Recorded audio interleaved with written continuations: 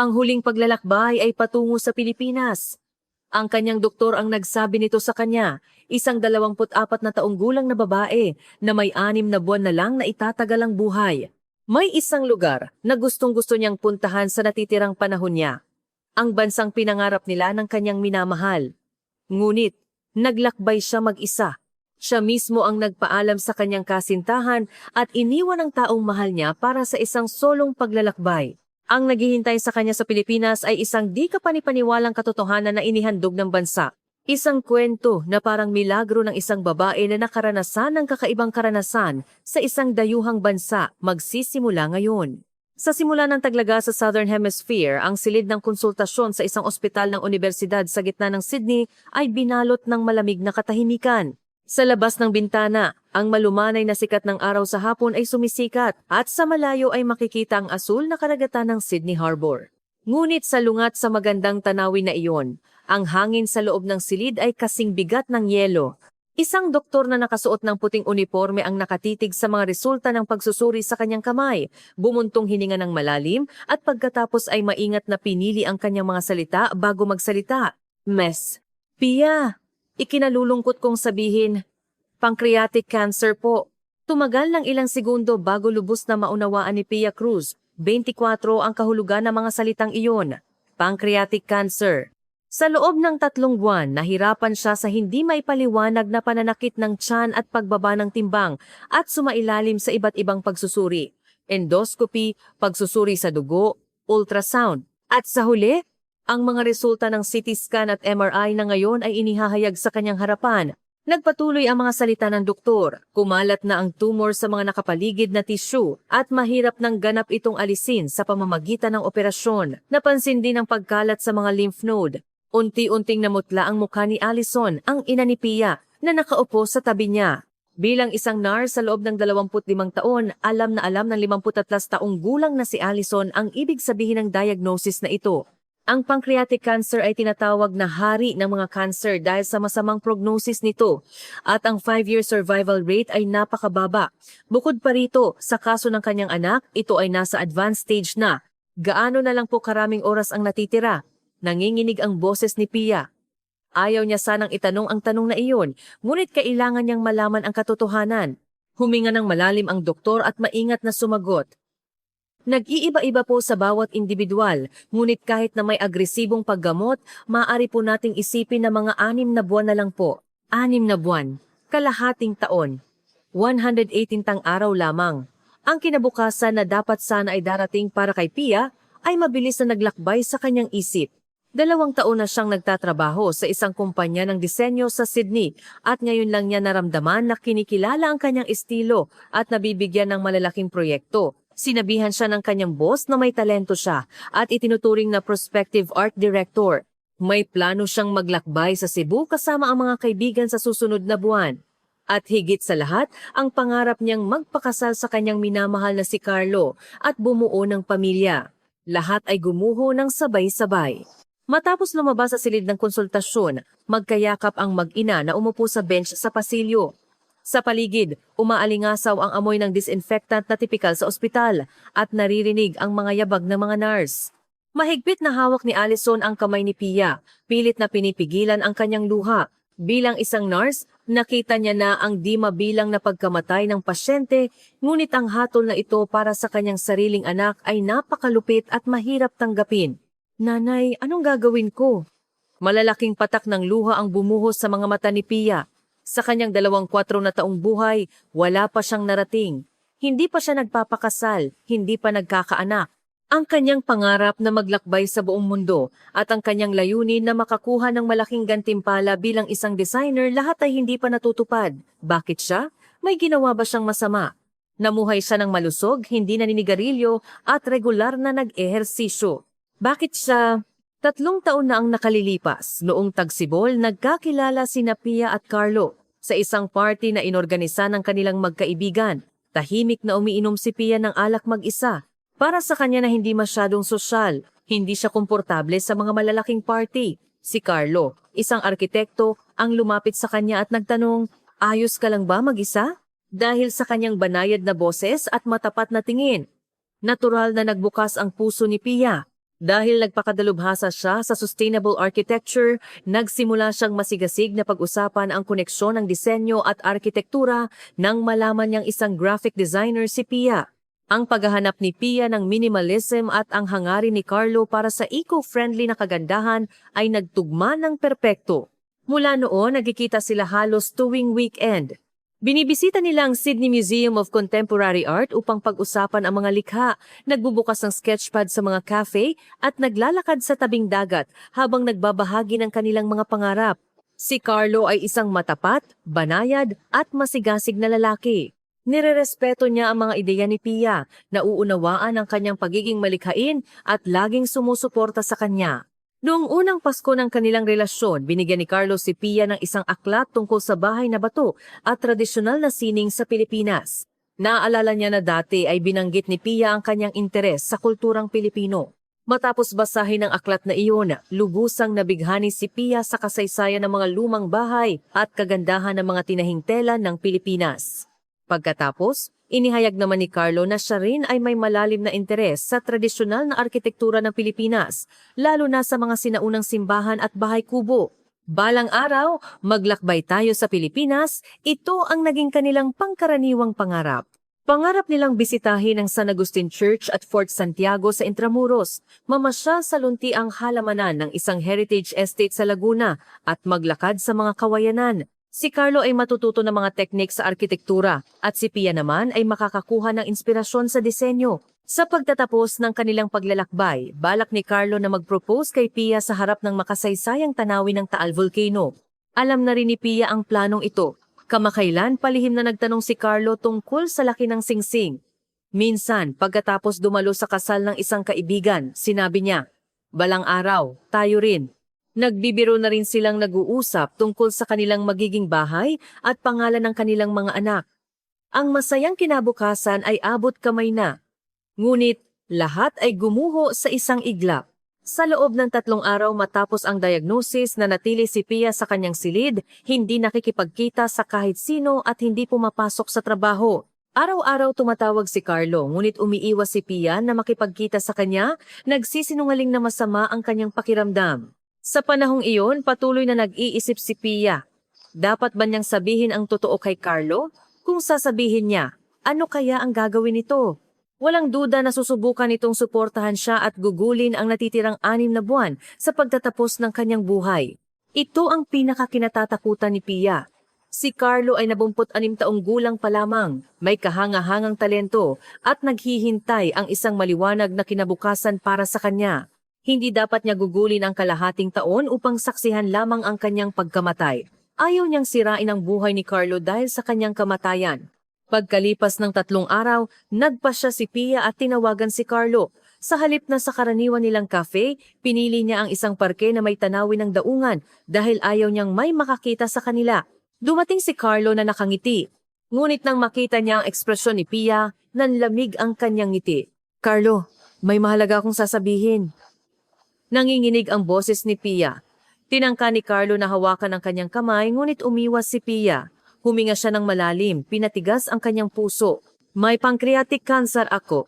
6 na buwan na lang daw ang natitira ko." Nawala ang kulay sa mukha ni Carlo. Nagtangka siyang magsalita, ngunit walang salitang lumabas. Nakatitig lang siya kay Pia. Nagpatuloy si Pia, "Kaya maghiwalay na tayo." Pagkalipas ng ilang sandali ng katahimikan, pinilit ni Carlo na magsalita. "Ano ang sinasabi mo?" Nanginginig ang kanyang boses. "Pia, hindi ito biro. Bakit kailangan nating maghiwalay?" "Lalabanan natin ito ng magkasama. Magpapagamot tayo ng magkasama." "Carlo, huminto ka." Pinutol ni Pia ang kanyang mga salita. "Ayaw kong madamay ka. 26 ka pa lang. Naghihintay pa sa iyo ang isang magandang kinabukasan. Ito ang panahon para mas lumago ka bilang arkitekto at bilang tao. Pia, gusto kong kasama ka. Kung mananatili ka sa akin, gugugulin mo lang ang 6 na buwan na iyon sa pagbabantay sa aking pagkamatay. Hindi ko iyon gusto." Tumayo si Carlo at hinawakan ang braso ni Pia. "Ano ang sinasabi mo? Mahal kita. May sakit ka man o wala, gusto kong nasa tabi mo. Iyon ang ibig sabihin ng pagmamahal, di ba?" "Carlo, pakiusap." Bumuhos ang luha sa mga mata ni Pia. "Gusto kong maging masaya ka, pagkatapos kong mamatay. Maghanap ka ng bagong tao, magpakasal, magkaanak. Ayaw kong habang buhay kang magdusa dahil sa akin. Hindi ikaw ang magdedesisyon niyan, sigaw ni Carlo. Buhay ko ang buhay ko. Ako mismo ang nagpasya na manatili sa iyo. Paumanhin. Tumayo si Pia at inalis ang kamay ni Carlo. Ito ang aking desisyon, hindi na ito mababago. Teka Pia, pag-usapan natin ito. Biglaan naman ito at unilateral. Ang boses ni Carlo ay puno ng pagsamo, ngunit lumakad na si Pia. Kung lilingon siya, babagsak ang kanyang desisyon. Upang palayain ang kanyang minamahal mula sa pagdurusa, kailangan niyang maging masama. Ito ang huling pagpapahayag ng kanyang pagmamahal, pinaniwala ni Pia ang kanyang sarili. Pia! Tumusok sa kanyang likod ang sigaw ni Carlo, ngunit tumakbo na si Pia. Malabo ang kanyang paningin dahil sa luha at nanginginig ang kanyang mga paa, ngunit hindi siya maaaring huminto. Nang gabing iyon, ilang beses na tumawag at nagpadala ng mensahe si Carlo, ngunit hindi sumagot si Pia. Nakahiga siya sa kama, nakatitig sa kisame, tahimik siyang umiiyak. Ang mainit ng ngiti ni Carlo, ang kanyang banayad na boses, ang alaala ng pagyakap sa kanyang malakas na braso lahat ng araw na nagtawanan sila, lumalayo ang lahat. Isang linggo ang lumipas at huminto na ang mga tawag mula kay Carlo. Siguro naintindihan na niya ang katigasan ng desisyon ni Pia o baka nawalan na siya ng lakas para makipag-ugnayan dahil sa galit at kalungkutan. Naramdaman ni Pia ang kaluwagan at kasabay nito ang malalim na pakiramdam ng pagkawala, parang may malaking butas sa kanyang puso. Mas masakit pa ngayon ang mawala ang kanyang minamahal kaysa sa kanyang sakit. Isang araw si Pia at ang kanyang ina ay nasa sala, tahimik na nanonood ng telebisyon. Sa screen, may ipinapalabas na travel show tungkol sa Pilipinas na nagtatampok ng mga makasaysayang simbahan at lunti ang tanawin ng Intramuros, ang nagliliwanag na San Agustin Church, ang tahimik na mga kawayanan sa isang hardin sa Laguna at ang misteryosong tanawin ng mga nakahanay na bato sa isang tradisyonal na hacienda. Si Pia ay nakatitig sa screen. Nandoon ang mga lugar na dapat sana ay bibisitahin nila ni Carlo. Nanay, mahina bulong ni Pia. Gusto kong pumunta sa Pilipinas. Nagulat si Allison at tumingin sa kanyang anak. Pilipinas? Sa lagay mo ngayon? Matagal ko nang pinangarap. Ang kagandahan ng Pilipinas, ang diwa ng malasakit at tibay ng loob. Gusto kong makita ito ng sarili kong mga mata. Sa mga mata ni Pia, may liwanag na muling sumiklab matapos ang mahabang panahon. May plano kaming pumunta doon ni Carlo para bisitahin ang mga lumang simbahan sa Intramuros, maglakad sa mga hardin ng mga bahay na bato, at masilayan ng mga tradisyonal na sining. Ngunit hindi na ito matutupad. Kaya kahit mag-isa man lang gusto kong pumunta. Hinawakan ni Allison ang sangkamay ng kanyang anak. Pia, pero sa lagay ng iyong katawan, paano kung lumala ang pakiramdam mo doon? Nanay, pakiusap. Diretsyong tiningnan ni Pia ang mga mata ng kanyang ina. Wala na akong gaanong oras. 6 na buwan na lang. Ayaw kong gugulin ang 6 na buwan na iyon sa bahay lang at maghintay ng kamatayan. Ayaw kong magsisi. Gusto kong makita ang mga bagay na talagang gusto kong makita sa huli. Gusto kong puntahan ang mga lugar na talagang gusto kong puntahan. Tinitigan ng ina ang seryosong tingin ng kanyang anak. Bilang isang profesional sa medisina, alam niyang dapat siyang tumutol. Mahabang flight, hindi pamilyar na kapaligiran, at hadlang sa wika lahat ay magdudulot ng stress sa katawan ng kanyang anak. Ngunit bilang isang ina, nanaigang pagnanais niyang matupad ang huling hiling ng kanyang anak. Sige, sagot niya. Sasamahan kita. Lagi akong nasa tabi mo. Muling sumiklab ang ngiti sa mukha ni Pia matapos ang matagal na panahon. Isang maliit ngunit tiyak na pag-asa. Sa halip na maghintay lamang ng kamatayan, susundan niya ang kanyang pangarap sa huli. Iyon lang ang tanging kaligtasan at dahilan ng kanyang pamumuhay. Nang lumapag ang eroplano sa Ninoy Aquino International Airport, naya matapos ang 12 oras na flight, lubos na pagod ang katawan ni Pia. Hindi siya nakatulog sa eroplano at ang patuloy na pag-upo sa upuan ay nagbigay ng sakit sa kanyang tiyan. Ngunit sa sandaling bumaba siya ng eroplano at lumanghap ng hangin ng Pilipinas, isang kakaibang pakiramdam ang gumalot kay Pia. Ito ang bansang matagal na niyang pinangarap, ang lugar na dapat sana ay pinuntahan nila ni Carlo. Pagkatapos ng immigration clearance at paglabas sa arrival lobby, nandoon ang Pilipinas na kanyang inaasahan, isang malinis at organisadong espasyo. Tahimik na gumagalaw ang mga tao, saan ka man tumingin, malinis at maayos. Malinaw na iba ang atmosfera sa mga paliparan sa Australia. Ang mga karatula ay nakasulat sa Filipino at English kaya hindi siya nalito. Halika na, pumunta na tayo sa hotel, malumanay na sabi ni Allison. Habang hinihila ang mabigat na maleta, naglakad ang mag-ina patungo sa plataporma ng isang air-conditioned na bus na patungo sa lungsod. Ang loob ng bus ay binalot ng katahimikan. Ang mga pasahero ay nagbabrowse sa kanilang mga smartphone, natutulog o nakatingin sa labas ng bintana. Walang sino man ang nagsasalita ng malakas o tumatawag. Ang katahimikan na ito ay bago para kay Pia. Sa labas ng bintana, nakalatag ang tanawin ng kabukiran ng Pilipinas. Ang mga luntiang palayan, ang mga bahay kubo na nakikita sa malayo. Ang mga puno ng niyog lahat ay kasing ganda ng isang pinta. Pinilit ni Pia na idikit ang kanyang katawan sa bintana upang itala ang kulay na iyon sa kanyang isip. Gusto niyang ipakita kay Carlo ang tanawing ito. Pagdating sa terminal at papunta sa Quiapo sa pamamagitan ng tren, nakita niya ang imahe ng Basilica Minore ng itim na Nazareno, ang dambuhalang simbahan at ang mga naglalakad na turista sa ilalim nito. Napatigil si Pia. Ito ay eksakto tulad ng nakita niya sa mga larawan. Kinaumagahan, maagang gumising si Pia at bumisita mag-isa sa Quiapo Church. Sa misa sa umaga, iilan pa lang ang mga deboto. Patungo sa main altar, may lugar kung saan nagsisindi ng kandila ang mga tao at dumadaing sa Panginoon. Ginaya rin ito ni Pia. Ang usok ng insenso ay mainit at may amoy na nakakamis. Sa main altar, ipinag-krus niya ang kanyang mga kamay. Ano ang dapat niyang ipanalangin? Pagalingin ang kanyang sakit? Hindi na ito posible. Kung gayon, isang mapayapang wakas o ang ligtas na pagtatapos ng paglalakbay na ito? Sa huli, ipinahayag lang ni Pia ang kanyang pasasalamat para sa pagkakataong makarating dito, para sa natupad na pangarap na bisitahin ang Pilipinas. Mula Quiapo, nagtungo siya sa Makati Skyline. Mula sa observation deck, ang lungsod ng Manila ay higit na malaki kaysa sa kanyang inaasahan. Ang mga gusali ay umabot hanggang sa horizon, na may mga berdeng parke at simbahan na nakakalat sa gitna nito. Carlo, tingnan mo, bulong ni Pia sa kanyang isip. Baka sinusubukan na niyang kalimutan siya at ayos lang iyon para sa kanya.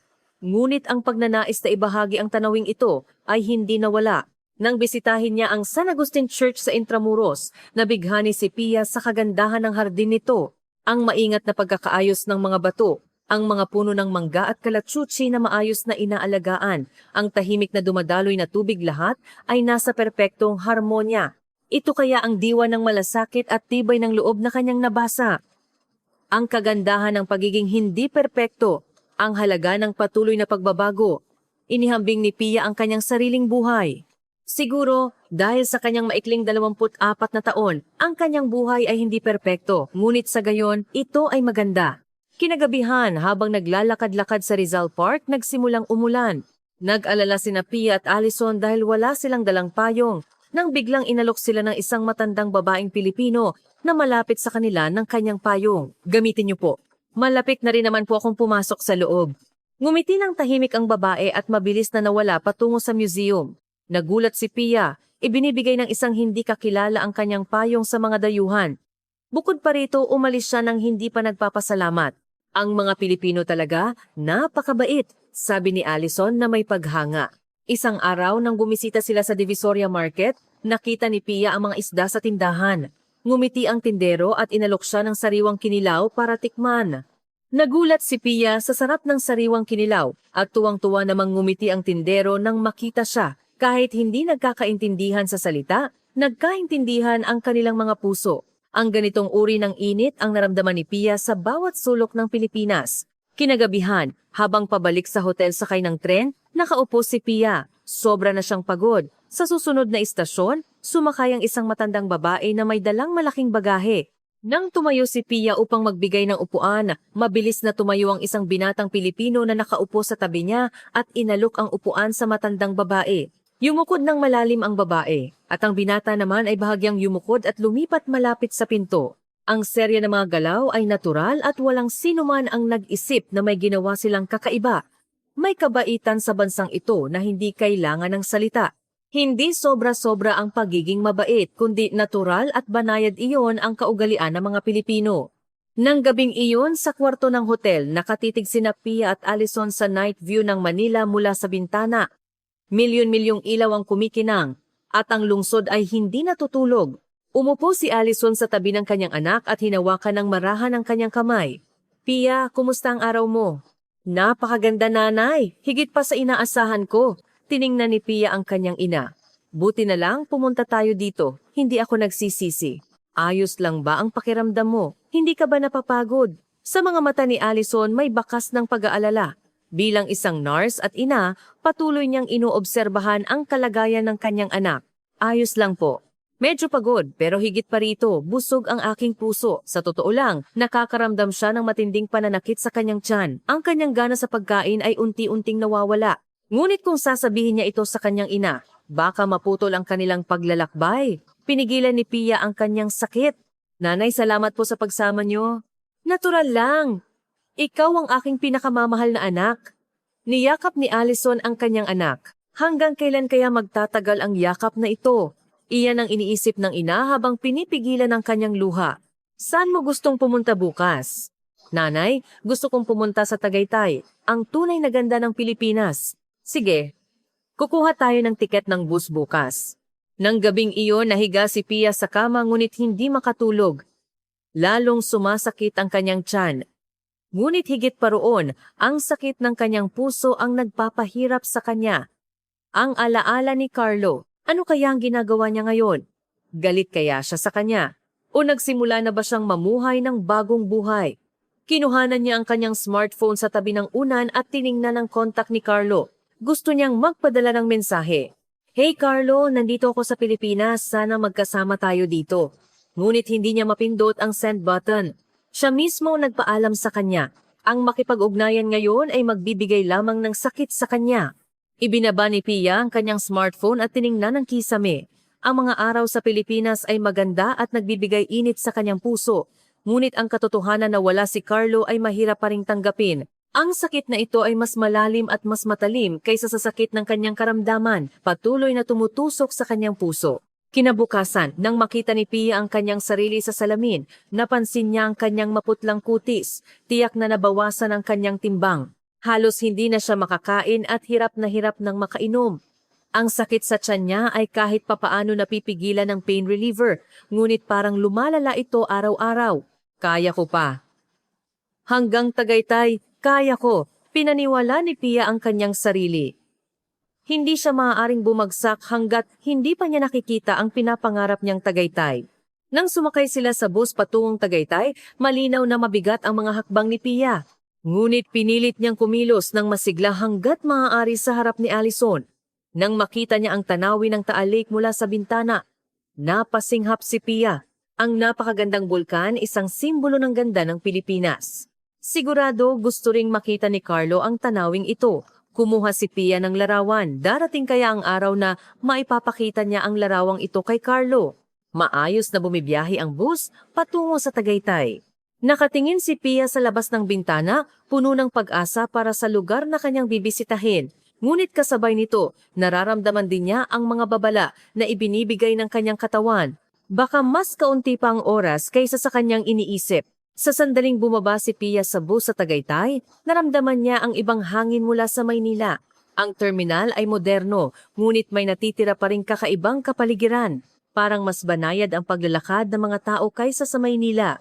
Habang patungo sa isang view deck na may tanawin ng Taal, nabighani si Pia sa tanawin mula sa bintana. May mga tradisyonal na bahay na nakahanay at sa malayo makikita ang mga bundok. Nabuhay sa lugar na ito ang daan-daang taon ng kasaysayan. Ang kalsada na patungo sa view deck ay puno ng mga tindahan ng souvenir at kainan. Habang umaakyat sa banayad na dalisdis, inobserbahan ni Pia ang mga detalye ng mga istruktura.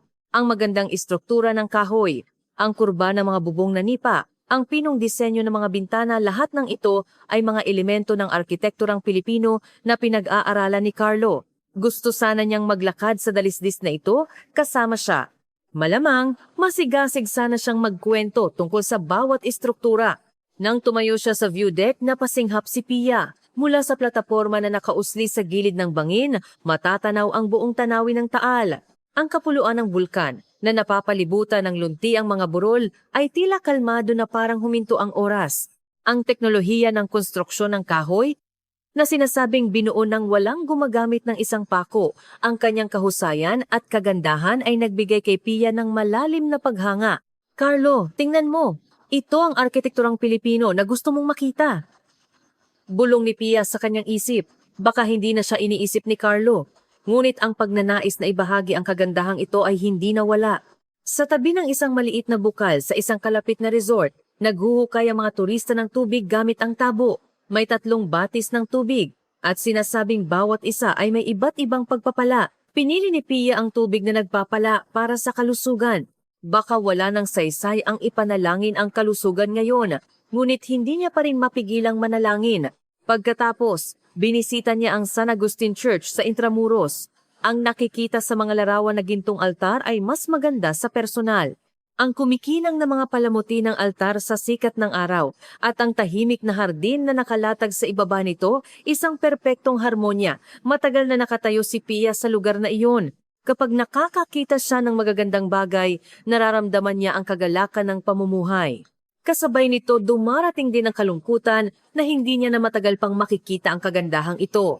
Nang maglakad siya sa mga kawayanan sa isang hardin sa Laguna, sa unang pagkakataon, naramdaman ni Pia ang kapayapaan sa kanyang puso. Ang berdeng tunnel na nilikha ng matataas na kawayan. Kapag humihip ang hangin, naririnig ang tunog ng mga kawayan na nagbabanggaan. Ang tunog na iyon ay nakakaalala at nakapagpapatahimik ng puso. May mga turista ring nakikita, ngunit ang espasyong ito ay binalot ng katahimikan. Nanay, baka pwedeng mamatay na lang ako dito, sabi ni Pia sa kanyang ina. Nagulat si Allison at tumingin sa kanyang anak, ngunit kalmado ang ekspresyon ni Pia. Sa tingin mo ba, hindi masaya kung dito ako tatapusin ang buhay ko sa ganito kagandang lugar? Hinawakan ng ina ang kamay ng kanyang anak. Wala siyang masabi. Nang gabing iyon, nanatili ang dalawa sa isang heritage hotel sa Taal, Batangas na may 150 taon na kasaysayan at nagpapanatili ng tradisyonal na arkitekturang Pilipino. Sa entrance, inalis nila ang kanilang sapatos at sinamahan sila ng may-ari sa pasilyo.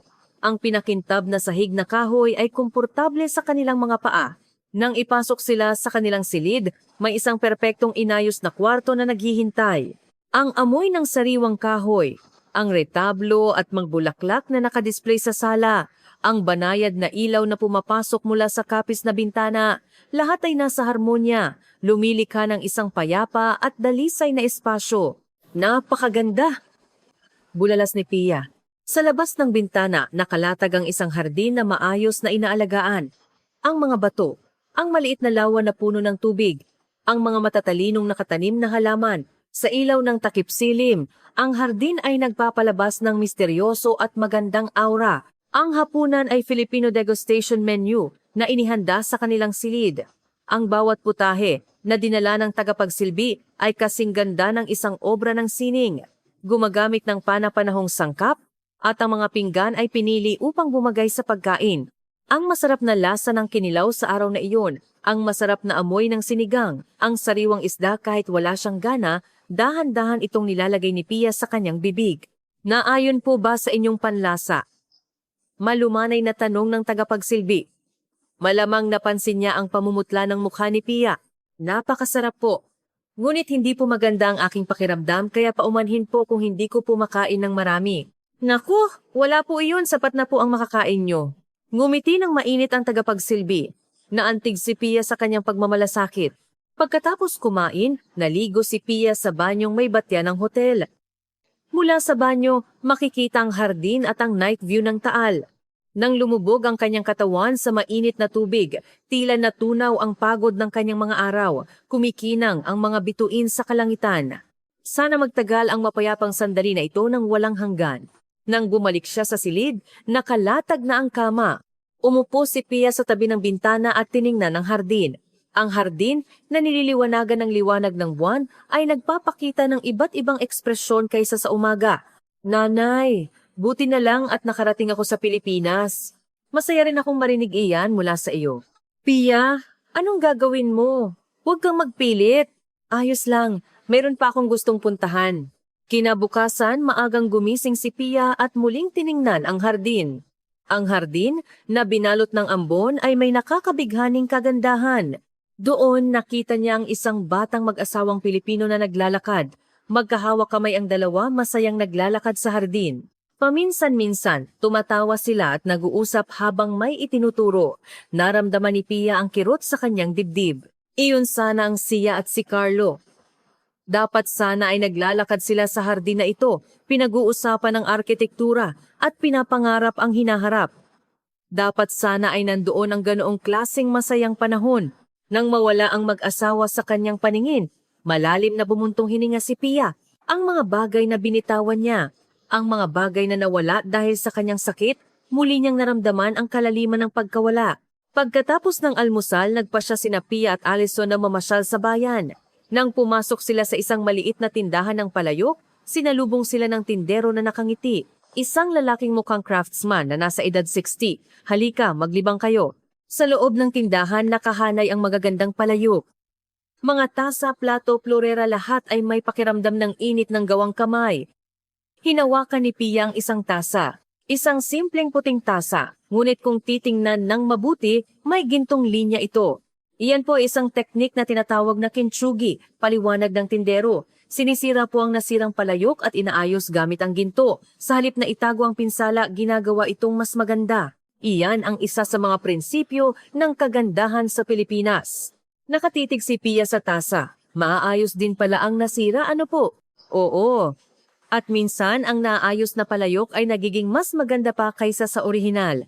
Ang mga salita ng tindero ay malalim na tumatak sa puso ni Pia.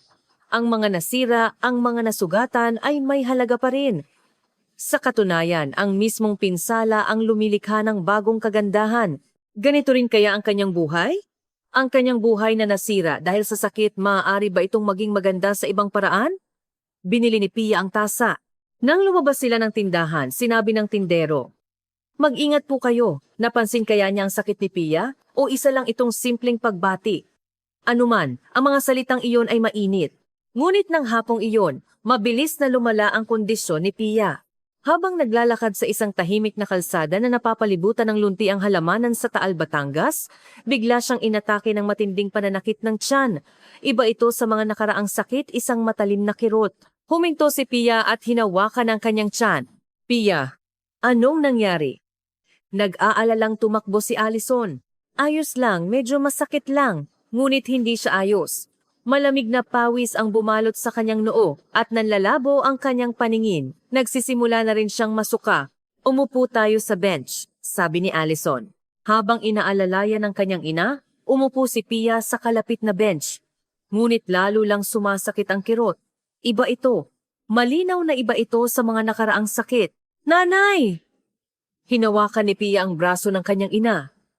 "Kailangan nating pumunta sa ospital." Sa sandaling iyon, parang umikot ang mundo. Ang mga puno sa daan ay tila umiikot.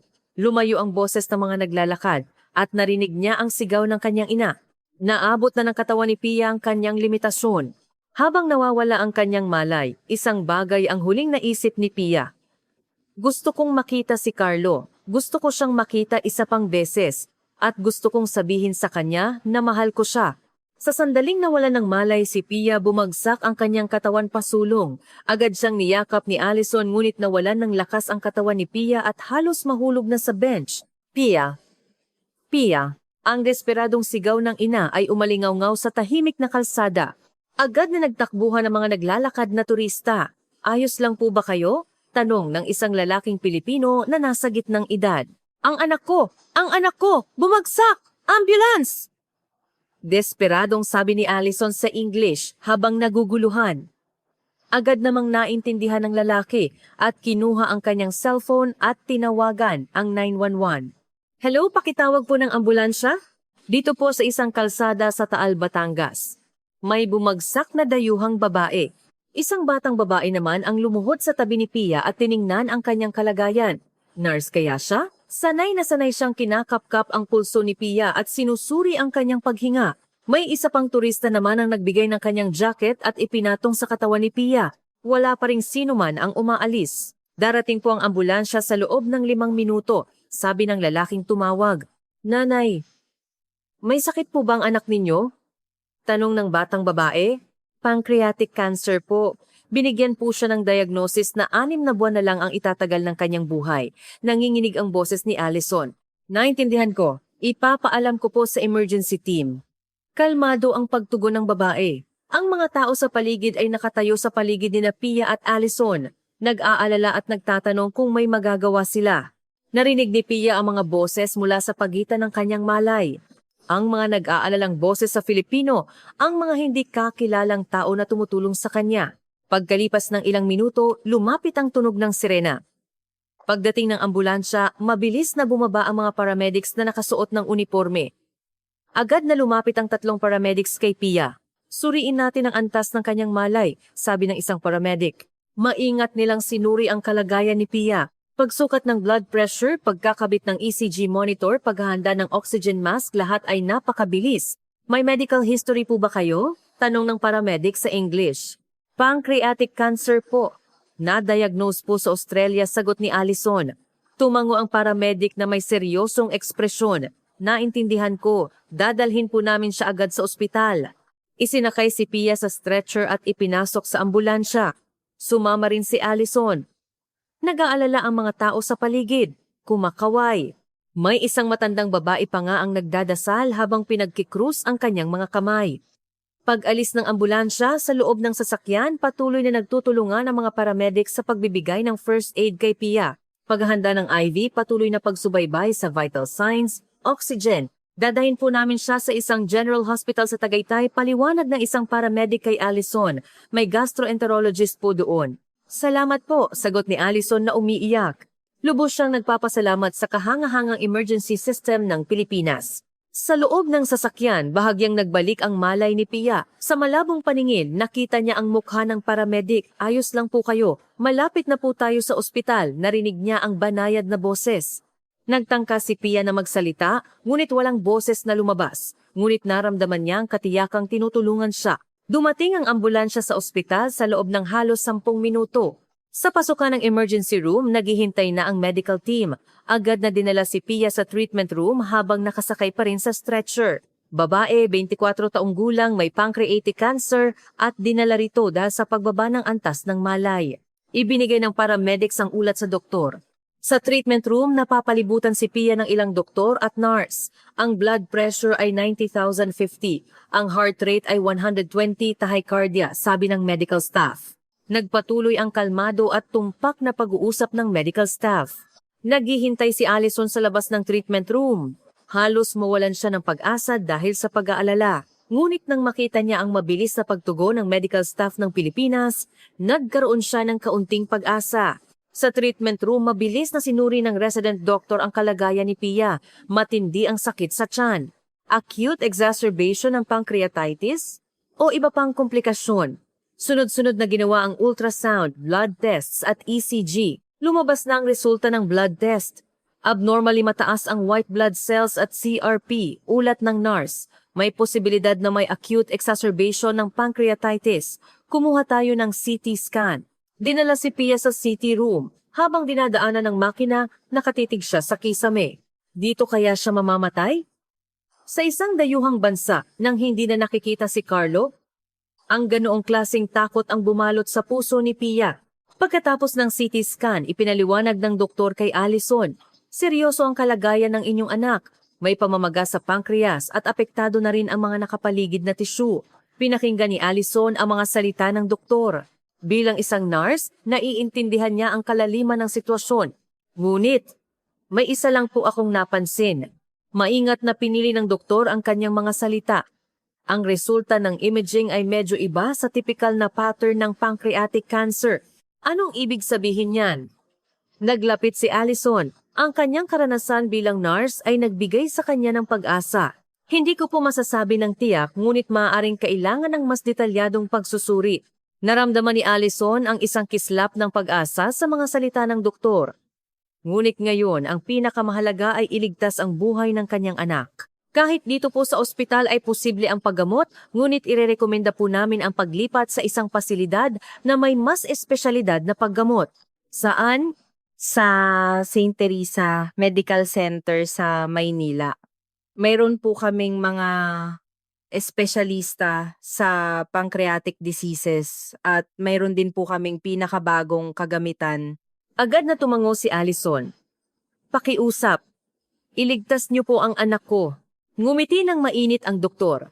Gagawin po namin ang lahat ng aming makakaya. Aayusin po namin ang paglipat. Pagkatapos sumailalim si Pia sa treatment para sa stabilisasyon sa intensive care unit, IV fluids para sa hydration, pain relievers, antibiotics para maiwasan ang impeksyon. Naantig si Allison sa masusing pangangalaga ng medical staff ng Pilipinas. Ilang oras pagkatapos, dinala si Pia sa Maynila sakay na isang emergency medical transport vehicle. Ipinadala na ng doktor sa Tagaytay ang detalyadong impormasyon sa St. Teresa Medical Center sa Maynila. Ang kalagayan ng pasyente, mga resulta ng pagsusuri, mga imaging data, lahat ay ibinahagi ng digital at nauunawaan na ng mga doktor sa Maynila ang kalagayan ni Pia bago pa man siya dumating. Ang ganda ng medical coordination ng Pilipinas, sabi ni Allison sa resident doctor. Natural lang na magtulungan ng mga ospital para iligtas ang buhay ng pasyente, sagot ng doktor. Lubos na naantig si Allison sa mga salita ng doktor. Sa loob ng emergency vehicle, muling nagbalik ang malay ni Pia. Nang makita niyang nasa tabi niya ang kanyang ina, ngumiti siya ng bahagya. Nanay, hindi ka na kailangang magsalita. Ayos lang, pupunta tayo sa ospital sa Maynila. Doon, mas maingat nilang susuriin ang kalagayan mo. Tumango si Pia. Ang emergency vehicle ay bumilis sa gabi ng Taal. Ang magandang tanawin ng lugar, hindi na kaya niya itong makikita muli. Ang sasakyan ay bumibiyahe sa highway patungo sa Maynila. Ang medical staff na sakay ay patuloy na binabantayan ang kalagayan ni Pia, handa agad na tumugon kung may anumang pagbabago. Naramdaman ni Allison ang kahusayan ng emergency medical system ng Pilipinas. Pagkalipas ng 3 oras, dumating ang transport vehicle sa St. Teresa Medical Center sa Maynila. Bagaman hating gabi na, maliwanag ang emergency room at naghihintay ang medical team. Muling dinala si Pia sa stretcher at agad na nagtungo sa examination room. Si Dr. Santiago po ang magsasagawa ng konsultasyon, sabi ng nurse kay Allison. Isang gastroenterologist, isang eksperto sa pancreatic diseases. Ang kapalaran ni Pia ay nakasalalay sa kamay ng doktor na ito. Nang sumarang pinto ng treatment room, naiwan si Allison na naghihintay sa pasilyo. Halos mawalan siya ng pag-asa sa pag-alala. Ngunit wala na siyang ibang pagpipilian kundi magtiwala sa medisina ng Pilipinas. Ang mga Pilipino at medical staff na tumulong sa kanyang anak hanggang dito sa kanilang dedikasyon, nakakita si Allison ng pag-asa. Kinabukasan binisita ni Dr. Andres Santiago, pinuno ng Gastroenterology Department, ang silid ni Pia. Sa edad na 41, mayroon siyang mahigit 20 taong karanasan bilang espesyalista sa pancreatic diseases at ipinagmamalaki niya ang nangungunang record sa bansa, lalo na sa pananaliksik sa IgG4-related diseases. Ang matatalim na tingin sa likod ng kanyang salamin ay laging naghahanap ng katotohanan. Magandang umaga, Miss Pia. Dahil sa kanyang 5 taong karanasan sa pag-aaral sa US, sanay na sanay siya sa konsultasyon sa English. Mahirap po ang gabi ninyo. Kumusta po ang pakiramdam ninyo ngayong umaga? Medyo gumaan na po, mahinang sagot ni Pia. Ngunit masakit pa rin po dahil sa IV drip, nabawasan ang matinding sakit kagabi, ngunit nananatili pa rin ang matinding kirot. Maingat na tiningnan ni Dr. Santiago ang medical record ni Pia na nakadisplay sa kanyang tablet. Mga CT scan, MRI, resulta ng blood test at biopsy reports na ipinadala mula Australia, paulit-ulit niya itong sinuri at lumalalim ang kanyang kunot noo. Paminsan-minsan, tumatango siya na parang nagtataka. Miss Pia, maaari niyo po bang ipaliwanag ng detalyado ang diagnosis sa Australia? Paano po kayo na-diagnose ng pancreatic cancer? Ipinaliwanag ni Pia ang buong kasaysayan ng kanyang sakit bilang tugon sa tanong ni Dr. Santiago. Ang hindi maipaliwanag na pananakit ng tiyan, mabilis na pagbaba ng timbang, at pagkawala ng gana sa pagkain mula 3 buwan na ang nakalilipas. Sa simula, pinaghihinalaan siyang may gastritis, ngunit hindi bumuti, kaya sumailalim sa mas detalyadong pagsusuri. Natuklasan ang pamamaga ng pancreas sa CT scan at tumaas din ang tumor markers. Ang diagnosis, pancreatic cancer stage 3 na may 6 na buwan na lang na itatagal ang buhay. Tahimik na nakinig si Dr. Santiago, ngunit malinaw na may bakas ng pagdududa sa kanyang mukha. Parang may pinaniniwalaan siya. Naiintindihan ko. Batay sa inyong kwento at sa mga larawan, may ilang puntos akong napansin. Ipinakita niya ang screen ng tablet kina Pia at Allison. Nandoon ang CT scan ng pancreas ni Pia. Ang nakikita natin sa larawan na ito, Miss Pia, ay may ilang katangian na naiiba sa tipikal na pattern ng pancreatic cancer. Anong ibig sabihin yan? Naglapit si Allison. Ang kanyang karanasan bilang nurse ay nagbigay sa kanya ng pag-asa. Una, napansin ko ang pamamaga ng pancreas, ngunit malabo ang hangganan ng tumor. Sa pancreatic cancer, karaniwan ng mas malinaw ang pagkakita ng bukol. Nagpatuloy si Dr. Santiago sa pagpapaliwanag habang pinalalaki ang larawan. Bukod pa rito, ang pattern ng pagkalat sa mga nakapaligid na tisyo ay tila medyo naiiba sa cancer. Mukhang namamaga ang buong pancreas sa isang diffuse na paraan. Anong ibig sabihin yan? Mabilis na bumilis ang tibok ng puso ni Pia. Natural, hindi ko naman po kinu-question ang diagnosis ng mga doktor sa Australia, maingat na nagpatuloy si Dr. Santiago. Ang pancreatic cancer at autoimmune pancreatitis ay napakahirap na paghiwalayin batay sa CT scan lamang. Kahit sa mga espesyalista, minsan mahirap itong malaman. Autoimmune pancreatitis? Nagtaka si Pia sa bagong sakit na kanyang narinig. Tama po, tinatawag din itong IgG4-related disease na isang medyo bihirang sakit. Sinimula ni Dr. Santiago ang kanyang maingat na paliwanag. Ito po ay isang uri ng autoimmune disease kung saan ang immune system ng katawan ay nagkakamali at inaatake ang pancreas. Ang pancreas ay namamaga at nagpapakita ng isang imahe na napakapari sa cancer. Bumilis ang tibok ng puso ni Allison. Kung totoo iyon, ang kanyang anak, nagagamot po ba ang sakit na iyon? Nanginginig ang boses ni Allison. Opo, malinaw na sagot ni Dr. Santiago. Napakabisa ng steroid therapy. Maraming pasyente ang nakakaranas ng dramatikong paggaling.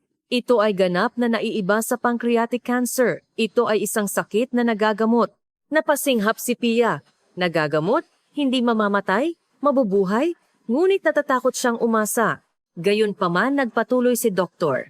Santiago, para sa definitive diagnosis, kailangan ng mas detalyadong pagsusuri. Susukatin namin ang antas ng isang espesyal na antibody na tinatawag na IgG4 sa blood test. Kung mataas ang halagang ito, napakataas ng posibilidad na may autoimmune pancreatitis. Bukod pa rito, susuriin namin ng mas detalyado ang tisyu ng pancreas sa pamamagitan ng endoscopic ultrasound EUS examination. Ang pinagsamang resulta ng mga pagsusuring ito ang magbibigay ng panghuling diagnosis. Nalilito si Pia. Ang posibilidad na hindi ito pancreatic cancer, maaaring isang sakit na nagagamot. Ngunit kung hindi, muli siyang itutulak sa kailaliman ng kawalan ng pag-asa, ang takot na umasa at masaktan. Gusto kong sumailalim sa pagsusuri. Gusto niyang sumugal sa kahit maliit na posibilidad. Kahit hindi magbago ang resulta, hindi niya ito matiyak nang hindi kinukumpirma. Sa araw na iyon, isinagawa ang detalyadong blood test at EUS. Sa examination room, binigyan si Pia ng sedatives at inilagay ang endoscope sa kanyang bibig. Ang espesyal na endoscope na may ultrasound probe ay dumaan sa kanyang tiyan at umabot sa pancreas. Maingat na inobserbahan ni Dr. Santiago ang mga larawan na ipinapakita sa monitor. Nasa ilalim po ng pamamaga ang pancreas, ngunit wala po akong nakikitang senyales ng malignancy, paliwanag niya sa kanyang katabing junior doctor habang kinukunan ng larawan ang iba't ibang anggulo. Diffuse ang pamamaga, irregular ang hugis, ngunit walang malinaw na formation ng mass. Walang pagkalat sa mga daluyan ng dugo. Ito ay tipikal na pattern ng autoimmune pancreatitis. Matapos ang pagsusuri, nang magising si Pia sa recovery room, naghihintay na si Dr. Santiago. Congratulations sa pagsusuri. Baka inaantok pa po kayo, ngunit ayos lang po ba? Opo, ayos lang po. Ang mga resulta ng imaging ay lubos na nagpapahiwatig ng autoimmune pancreatitis. Lumiwanag ang mga mata ni Pia sa mga salita ni Dr. Santiago. Hindi po ito cancer, ngunit hindi pa po natin ito makumpirma hanggat hindi pa lumalabas ang resulta ng blood test. Ngunit mataas po ang posibilidad. Lalabas po ang resulta bukas ng hapon. Nang gabing iyon, hindi nakatulog si Pia. Bukas, malalaman niya ang kanyang kapalaran. Mabubuhay ba siya? O mananatili ba ang hatol ng kamatayan? Kinabukasan ng hapon, dumating si Dr. Santiago sa silid ni Pia na dala ang mga resulta ng pagsusuri. Mas maliwanag at puno ng tiwala ang kanyang ekspresyon kaysa kahapon. Miss Pia, Miss Allison, may magandang balita po ako. Umupo si Dr. Santiago sa upuan at tiningnan ng direkta ang mga mata ng dalawa. Ang resulta ng blood test ay nagpakita ng abnormally mataas na antas ng IgG4 antibody. Ipinakita niya ang screen ng tablet sa dalawa. Nandoon ang mga numero ng resulta ng pagsusuri. Ang normal na halaga ay 125 o mas mababa, ngunit ang halaga sa inyo, Miss Pia, ay 1850. Ito ay mahigit 10 beses sa normal na halaga. Anong ibig sabihin yan? Tanong ni Allison. Ito ay lubusang tumutugma sa diagnostic criteria para sa autoimmune pancreatitis. Malinaw na sinabi ni Dr. Santiago. Miss Pia, hindi po kayo may pancreatic cancer. Autoimmune pancreatitis po kayo. Sa sandaling iyon, parang huminto ang oras sa silid ng ospital. Ilang segundo bago lubusang maunawaan ni Pia ang mga salita ng doktor. Hindi cancer? Hindi mamamatay? Mabubuhay? Talaga po? Totoo po ba? Bumuhos ang luha sa mga mata ni Pia. Opo, tiyak po malumanay, ngunit may tiwala na sagot ni Dr. Santiago. Ang mga resulta ng imaging, ang mga sintomas, at ang mataas na antas ng IgG4 lahat ay nagpapahiwatig ng autoimmune pancreatitis. Hindi po ito pancreatic cancer. Bakit? Bakit hindi nila nalaman sa Australia? Nalilito si Pia. Hindi natin masisisi ang mga doktor sa Australia, patas na sagot ni Dr. Santiago. Ang dalawang sakit na ito ay napakahirap na paghiwalayin batay sa CT scan lamang. Lalo na kung walang sapat na kaalaman tungkol sa IgG4-related diseases, halos imposibleng malaman. Ang Pilipinas ay nangunguna sa larangang ito sa mundo. Sa katunayan, ang konsepto mismo ng IgG4-related disease ay unang ipinropos ng mga mananaliksik na Pilipino. Nagpatuloy si Dr. Santiago sa pagpapaliwanag. Noong 2001, unang nai-report ng detalyado ito sa Pilipinas at pagkatapos ay kinilala sa buong mundo. Kaya, ang mga doktor sa Pilipinas, lalo na ang mga espesyalista, ay may kaalaman at karanasan upang matukoy ang sakit na ito. Miss Pia, sa pagdating niyo sa Pilipinas, nakatanggap po kayo ng tamang diagnosis. Ito ay sa isang banda, maaaring tawaging isang milagro. Nagsimulang umiyak si Pia ng malakas. Halo-halong kagalakan at kaluwagan at ang pakiramdam na hindi ito kapani-paniwala. Niyakap din ni Allison ang kanyang anak habang lumuluha. Kailan po magsisimula ang paggamot? Tanong ni Allison na umiiyak. Maaari po nating simulan agad, sagot ni Dr. Santiago. Maingat niyang ipinaliwanag ang plano ng paggamot. Ang steroid therapy ang first-line treatment. Gagamit tayo ng gamot na prednisolone. Sa simula, magsisimula tayo sa mataas na dosis, 40 mg bawat araw, at dahan-dahan nating babawasan ang dosis habang bumubuti ang mga sintomas. Sa maraming pasyente, nakikita ang dramatikong paggaling sa loob ng ilang linggo pagkatapos simula ng paggamot. Mawawala ang sakit sa tiyan at bababa ang pamamaga ng pancreas. Gagaling po ba ako ng tuluyan? Tanong ni Pia.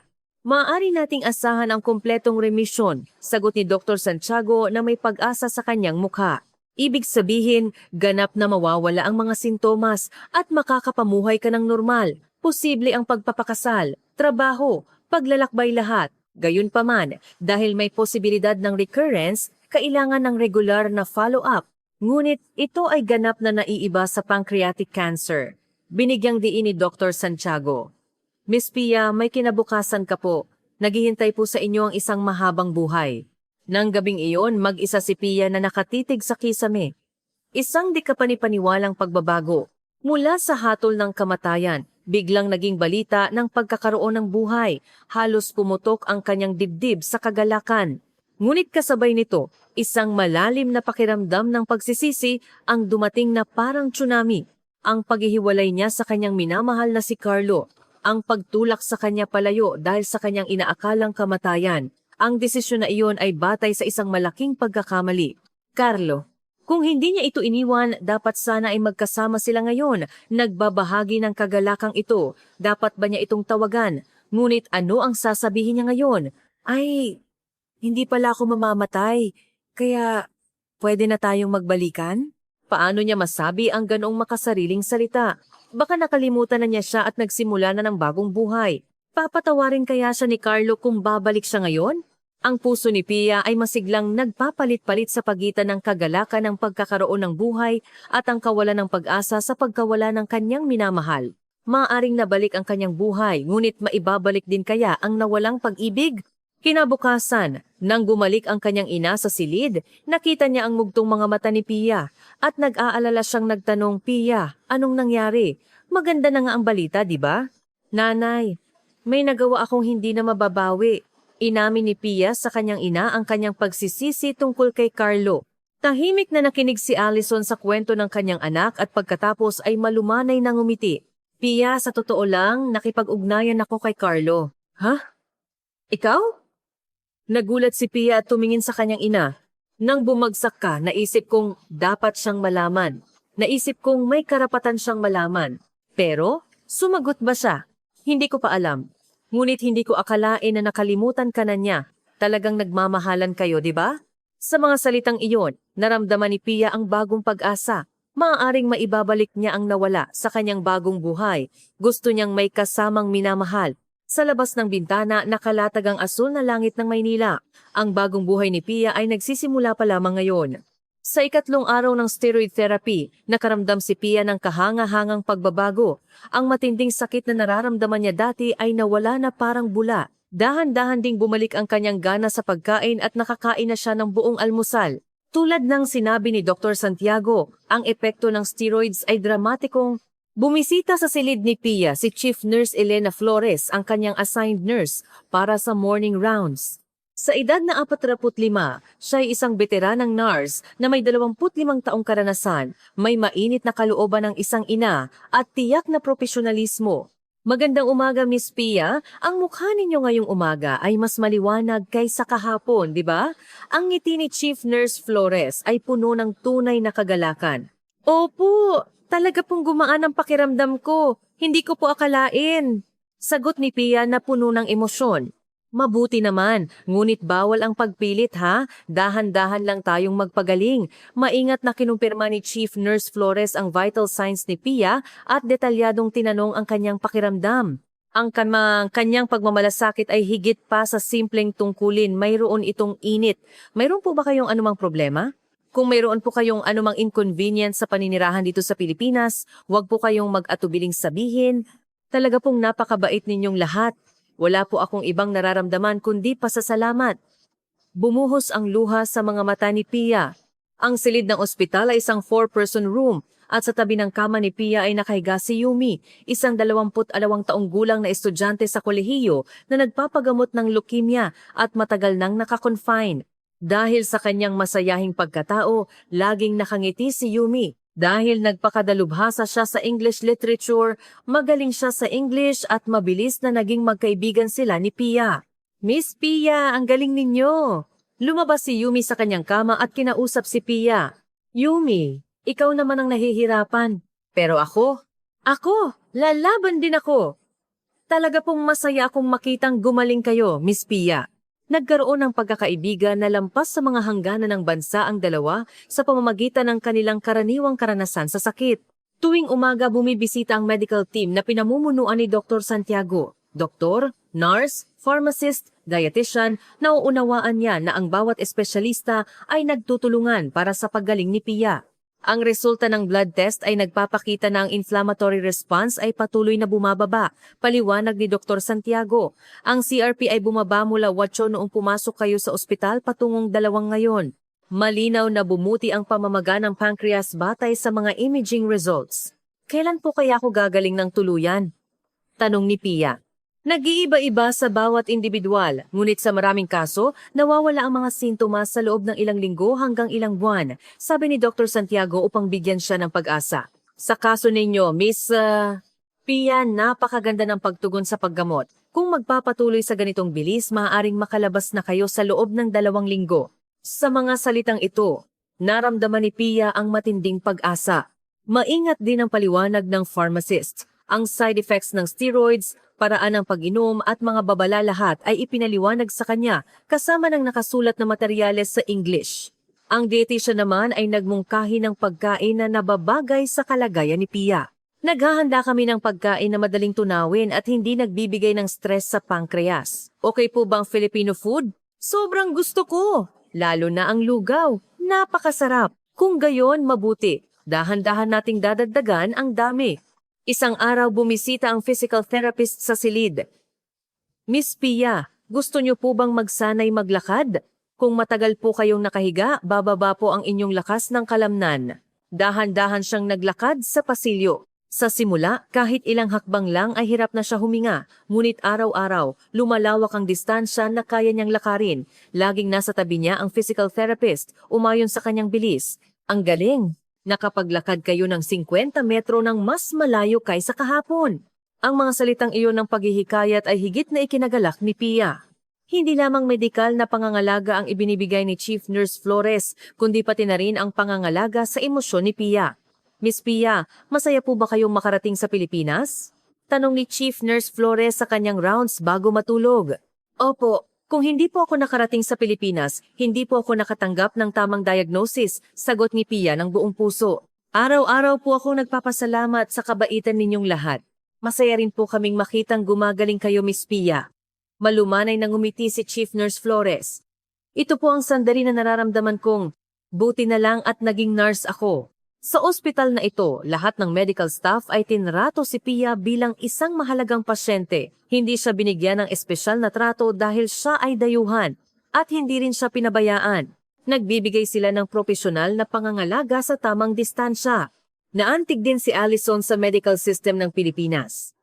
Pia, talagang kahanga-hanga ang mga nurse dito sa Pilipinas, sabi ng ina sa kanyang anak isang araw. Ako, naging nurse din ako sa loob ng 25 taon, ngunit wala pa akong nakitang ganito kaorganisado at patient-centered na pangangalaga. Nanay, sa tingin mo rin ba? Ang bawat isa ay may espesyalidad, ngunit gumagana sila ng perpekto bilang isang team, patuloy ni Allison na may paghanga.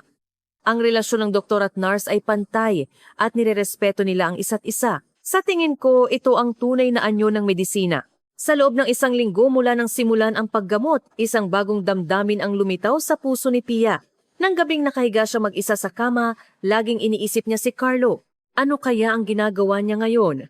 Matapos matanggap ang balita mula sa kanyang ina, ano kaya ang naisip niya? Galit kaya siya sa kanya o wala na siyang pakialam? Kinuha ni Pia ang kanyang smartphone sa tabi ng unan. Ilang beses na niyang gustong magpadala ng mensahe kay Carlo, ngunit hindi niya alam kung ano ang isusulat. Carlo, mabubuhay na ako. Sorry, nagkamali ako. Ang ganoong mga salita ay napakababaw. Maaari ba niyang pagalingin ang sakit na idinulot niya sa kanya? Tinawag siya ni Yumi. Miss Pia, hindi ka makatulog? Oo, medyo nag-iisip lang. Tungkol sa boyfriend mo? Magaling magbasa ng sitwasyon si Yumi. Tumango si Pia. Naghiwalay kami. Akala ko mamamatay ako, ayaw kong madamay siya. Pero iba na ngayon, di ba? Mabubuhay ka na, di ba? Oo. Kaya nga, pakiramdam ko, may nagawa akong hindi na mababawi. Nag-isip si Yumi ng ilang sandali at pagkatapos ay sinabi, Miss Pia, kung talagang nagmamahalan kayo, tiyak na magkakaintindihan kayo. Sa tingin ko, dapat mong sabihin ng totoo ang iyong nararamdaman. Mas mabuting subukan kaysa magsisi. Kasi may oras ka na. Ang mga salita ni Yumi ay simple ngunit naglalaman ng malalim na katotohanan. Kinabukasan, pagkalipas ng 2 linggo mula nang pumasok sa ospital, may dalang magandang balita si Dr. Santiago. Miss Pia, bibigyan na po namin kayo ng discharge order. Talaga po? Halos tumalon si Pia sa tuwa. Opo. Ang blood test results ay bumalik na rin sa normal na range. Halos nawala na rin ang pamamaga ng pancreas. Patuloy ni Dr. Santiago sa pagpapaliwanag. Gayunpaman, ipagpapatuloy niyo po ang pag-inom ng steroids. Dahan-dahan nating babawasan ang dosis, ngunit aabutin ito ng ilang buwan. Maaari po ba akong bumalik sa Australia? Opo. Susulatan ko po ang isang referral para sa inyong doktor doon. Ngunit kailangan po ninyong sumailalim sa follow-up examination pagkalipas ng 1 buwan. Sa araw ng discharge, habang nililigpit ni Pia ang kanyang mga gamit sa silid, binalikan niya ang nakalipas na 2 linggo. Ang paglalakbay na nagsimula sa hatol ng kamatayan ay nagbago tungo sa pag-asa ng buhay. At ang sumuporta rito ay ang medisina ng Pilipinas at ang kabaitan ng mga Pilipino. Bumisita si Chief Nurse Flores para sa huling paalam. Miss Pia, mag-ingat po kayo. Enjoy niyo po ang inyong buhay mula ngayon. Chief Nurse Flores, maraming salamat po. Niyakap ni Pia ang Chief Nurse. Sa pakikipagkita ko po sa inyo, nagbago ang buhay ko. Iyan po ang sasabihin ko, sabi ni Chief Nurse Flores. na may luha rin sa mata. Mula sa pagpupursige niyo, Miss Pia, nakakuha din po ako ng lakas. Nakipagpaalam din siya kay Yumi sa pamamagitan ng yakap. Magkikita tayo muli na malakas, ha? Oo, tiyak. Sinamahan din ni Dr. Santiago si Pia hanggang sa entrance. Umaasa po ako na ang inyong oras sa Pilipinas ay magiging magandang alaala para sa inyo. Doktor, talaga pong maraming salamat po sa pagliligtas niyo sa buhay ko. Yumukod ng malalim si Pia. Nang lumabas sa ospital, lumingon si Pia sa gusali. Dito muling isinilang ang kanyang buhay. At ngayon, magsisimula na ang isang bagong buhay. Ngunit, may tunay na kaligayahan kaya sa buhay nang wala si Carlo? Sa sandaling iyon, napansin niya ang isang anino na nakatayo sa kanyang harapan dahil sa backlight. Sa simula ay hindi niya nakilala kung sino, ngunit ang hugis, ang tindig lahat ay pamilyar. Carlo? Nanginginig ang boses ni Pia. Nandoon nakatayo, walang iba kundi si Carlo Harrison. Pia! Ngumiti si Carlo ng bahagya, tila nahihiya. Bakit ka nandito? Nawala ng salita si Pia. Nakatanggap ako ng tawag mula sa nanay mo. Nabumagsak ka raw. Naisip kong kailangan kong nasa tabi mo. Pero, naghiwalay na tayo. Bumuhos ang luha sa mga mata ni Pia. Pia, naiintindihan ko kung ano ang iniisip mo. Malumanay na sabi ni Carlo. Pinili mo ang paghihiwalay dahil inaalala mo ako, di ba? Ayaw mong pahirapan ako. Paumanhin, Carlo, nagkamali ako. Hindi ka nagkamali. May isa ka lang na maling akala. Hinawakan ni Carlo ang kamay ni Pia. Ang mawala ka ay mas masakit pa kaysa sa lumaban sa sakit mo. Nagsimulang umiyak si Pia ng malakas. Mahigpit siyang niyakap ni Carlo. Hindi na kita pakakawalan. Sa pagkakataong ito, magkasama tayo habang buhay. Carlo, mabubuhay ako. Hindi pala pancreatic cancer. Alam ko. Narinig ko mula sa nanay mo. Marahan na pinunasan ni Carlo ang kanyang mga luha. Kaya, simula ngayon, mamuhay tayo ng magkasama. Sa Pilipinas at sa buong mundo, tayo lang dalawa. Sa sumunod na ilang araw na natili sina Pia at Carlo sa Maynila at nagpasya silang muling bisitahin ng Tagaytay. Sa pagkakataong ito kasama ang kanyang minamahal. Ang tanawin mula sa bintana ng bus ay kasing ganda pa rin tulad ng dati. Ngunit ngayon nasa tabi niya si Carlo. Iyan ang nagpabago sa lahat. Nandoon ang Taal Lake. Itinuro ni Carlo ang bintana. Masaya akong makita ito kasama ka, sabi ni Pia habang hawak ang kanyang kamay. Pagdating sa Tagaytay, nagtungo sila sa isang tahimik na kalsada na napapalibutan ng luntiang halamanan. Ang lugar kung saan bumagsak si Pia, ang lugar kung saan nagbago ang lahat. Dito ako bumagsak, tahimik na sabi ni Pia. Natakot ako. Akala ko mamamatay na ako dito. Niyakap siya ni Carlo. Pero dito nagsimula ang bago mong buhay, di ba? Dahan-dahan silang naglakad sa kalsada. Naglalakad ang mga turista at dumadaloy ang mapayapang oras. Binisiita rin nila ang tindahan ng palayok. Nandyan pa pala ang may-ari. Ang galing niyo po. Masaya sila nang makita siyang maayos. Hinawakan ni Pia ang tasa na naayos gamit ang kintsugi. Naaalala mo ba ito? Sabi nila, kahit nasira, maaaring ayusin. Nang bilhin ni Carlo ang tasa, maingat itong binalot ng tindero. Nang lumabas sila ng tindahan, dinala ni Carlo si Pia sa isang view deck na may tanawin ng Taal Lake. Mula sa view deck matatanaw ang buong tanawin ng Taal sa takip silim. Ang kalangitan ay kulay kahel at ang tanawin ay napakaganda. Pia, sabi ni Carlo habang hawak ang kanyang kamay. Gusto kong sabihin muli, pakakasalan mo ba ako? Muling bumuhos ang luha sa mga mata ni Pia. Ngunit sa pagkakataong ito, luha ng kagalakan. Oo naman, sagot niya nang nakangiti. Magpapakasal ako sa iyo. Binuhat ni Carlo si Pia at inikot. Nagpalakpakan ng mga turistang nasa paligid. 3 buwan pagkatapos, ginanap ang kasal ng dalawa sa tabing dagat sa Sydney. Isang simple at mainit na seremonya para lamang sa pamilya at malalapit na kaibigan, ang asul na karagatan at puting buhangin.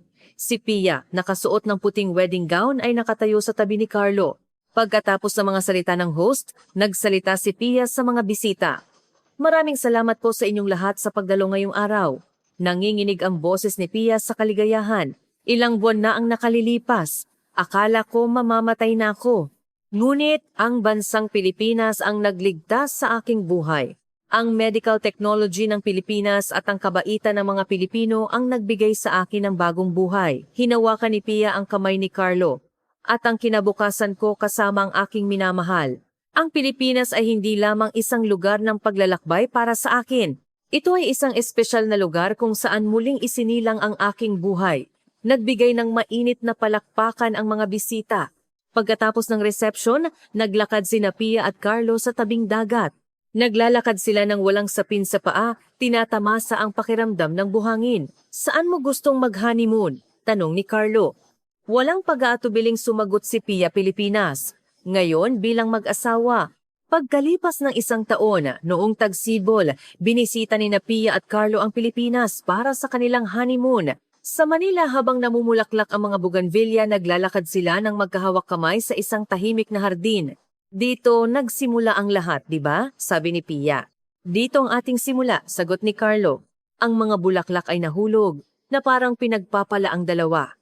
Tumingala si Pia sa langit, asul na langit, makulay na bulaklak, at ang kanyang minamahal na nasa tabi niya. Isang perpektong sandali, ang huling paglalakbay ay patungo sa Pilipinas. Iyon ang simula, ngunit sa katunayan, hindi ito ang katapusan, kundi ang simula ng isang bagong buhay. Isang kwento kung paano binigyan ng bansang Pilipinas ang isang babae ng buhay, pag-ibig at pag-asa. Ito ay patuloy na magliliwanag sa puso ng dalawa, ngayon at sa hinaharap.